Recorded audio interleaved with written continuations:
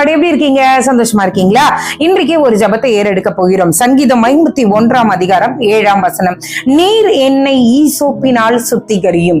நீர் என்னை ஈசோப்பினால் சுத்திகரியும். அப்படின்னா ஈசோப்புனா என்ன? ஃபர்ஸ்ட் அந்த ஈசோப்பை பத்தி தெரிஞ்சுக்கலாம். ஈசோப்பு என்பது ஒரு மருத்துவ குணம் உடைய ஒரு செடி. அது ஒரு ஹெர்பல். அது மட்டும் இல்ல, அது நம்மளுடைய உடலையும் நம்மளுடைய ஆவியும் உயிர்ப்பிக்க கூடியதா இருக்கிறது. மற்றும் அல்ல, அந்த ஈசோப்பில ஒரு நறுமணம் இருக்கு. அது வாசனை திரவியத்துக்கும் அந்த உபயோகமா இருக்கிறது. இந்த ஈசோப்பு இதனுடைய பூக்கள் குஷ்டரோகத்தை சரிப்படுத்துகிறதுக்கு அது உதவுகிறதா இருக்கிறது.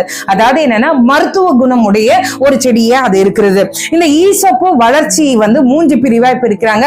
அதே போலதான் நம்ம திருத்துவ தேவனை நம்ம நாடிக்கொண்டிருக்கிறோம். அதனால ஈசோப்பு நம்மளுடைய வேதத்துல 2-3 இடங்களில அந்த ஈசோப்பை குறித்து அதிகமாய் வருகிறது நம்ம பார்க்க முடியும். அது மட்டும் இல்லைங்க, பலிகளை செலுத்தும் போது அந்த ரத்தத்தின் துர்நாற்ற வாசனையை எடுத்து விட்டு அது சுத்தமான ஒரு வாசனையை அது கொடுக்கிறதா இருக்கிறது. அதனாலதான் பலி செலுத்தும் போது அந்த ஈசோப்பை வைத்துக் கொண்டு அவங்க காரியத்தை செய்வாங்க. நீங்க சங்கார தூதன் வரும்போது என்ன பண்ணாங்க? இஸ்ரவேல் ஜனங்கள் எல்லாம் தன்னுடைய வாசல்களிலே பலிகளை இட்டு அந்த ரத்தத்தை வாசலிலே தடவினார்கள். அந்த வாசல்ல தடவும் போது அந்த ஈசோப்புல தான் அதை தடவுனாங்களாம். யோசித்து பாருங்களேன், அந்த நாற்றம் துர்நாற்றம் வராதபடிக்கு. இப்ப நம்ம என்ன கேட்க போறோம் ஆண்டவர் இடத்துல? இங்க வசனம் என்ன சொல்லிருக்கு? நீர் என்னை ஈசோப்பினால் சுத்திகரியும். அப்படின்னா என்ன?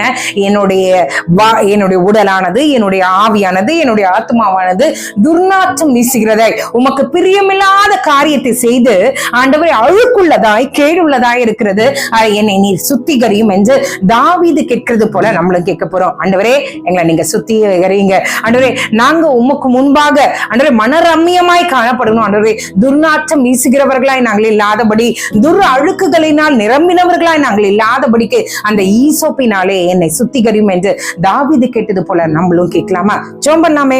எங்களை நேசிக்கிற நல்ல பரமபிதாவே, ஈசோப்பினால் என்னை சுத்திகரியும் என்று தாவீது கேட்டது போல நாங்களும் உம்மிடத்துல கேட்கிறோம். ஆண்டவரே, அப்பா, நீர் ஆண்டவரே எங்களுக்காய் மரித்தீர், எங்களுக்காய் உயிர்த்தீர், எங்களுக்காய் திரும்ப வருகிறீர் என்பதை நாங்கள் அறிந்திருந்தும் ஆண்டவரே நிர்விசாரிகளாய் ஆண்டவரே மீறின பாவங்களினால் உமக்கு பிரியமில்லா காரியங்களே அதிக தைரியத்தோடு நாங்கள் செய்து கொண்டிருக்கிறோமே, எங்களை ஒரு விசையாய் மன்னிங்க.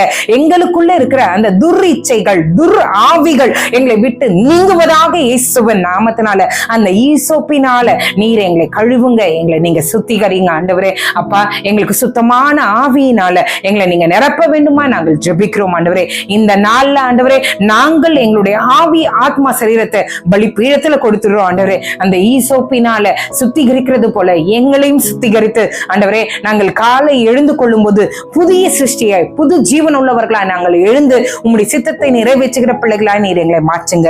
நீரே எங்களோடு இருந்து எங்களை வழி நடத்துங்க. மீட்பர் இயேசுவின் மூலம் ஜெபம் கேளும் நல்ல பரமபிதாவே. ஆமென், ஆமென், ஆமென். God bless you.